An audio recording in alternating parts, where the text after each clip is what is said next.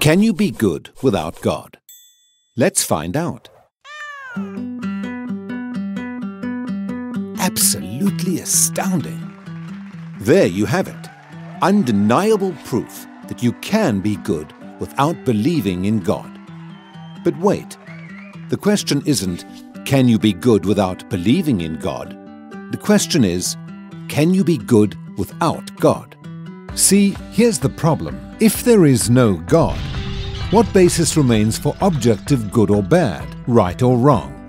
If God does not exist, objective moral values do not exist. And here's why. Without some objective reference point, we have no way of saying that something is really up or down. God's nature provides an objective reference point for moral values. It's the standard against which all actions and decisions are measured. But if there's no God, there's no objective reference point. All we're left with is one person's viewpoint, which is no more valid than anyone else's viewpoint. This kind of morality is subjective, not objective. It's like a preference for strawberry ice cream.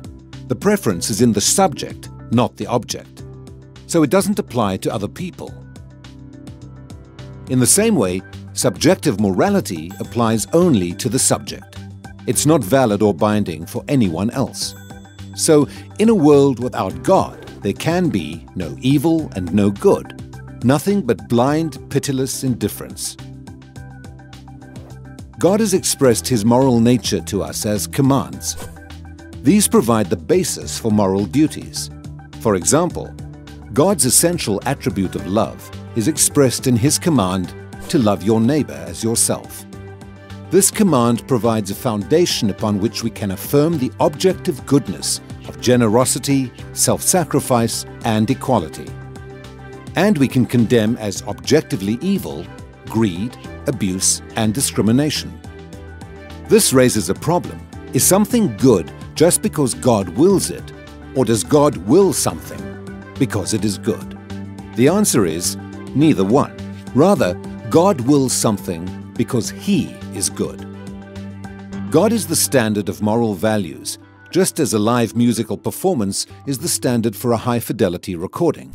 Without your love. The more a recording sounds like the original, the better it is.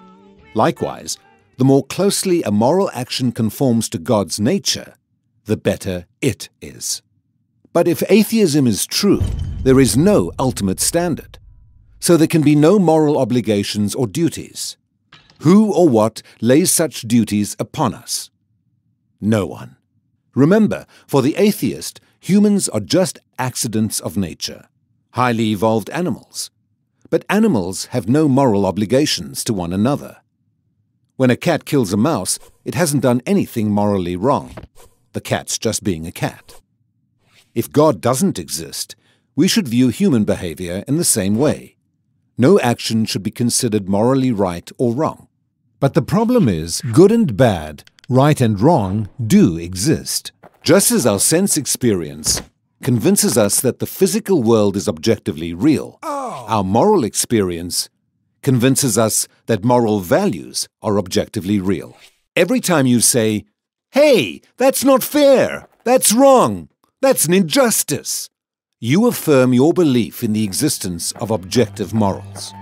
We're well aware that child abuse, racial discrimination, and terrorism are wrong for everybody, always. Is this just a personal preference or opinion? No.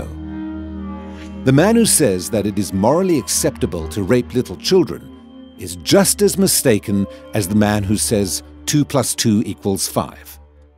What all this amounts to, then, is a moral argument for the existence of God. If God does not exist, objective moral values and duties do not exist. But objective moral values and duties do exist. Therefore, God exists. Atheism fails to provide a foundation for the moral reality every one of us experiences every day. In fact, the existence of objective morality points us directly to the existence of God.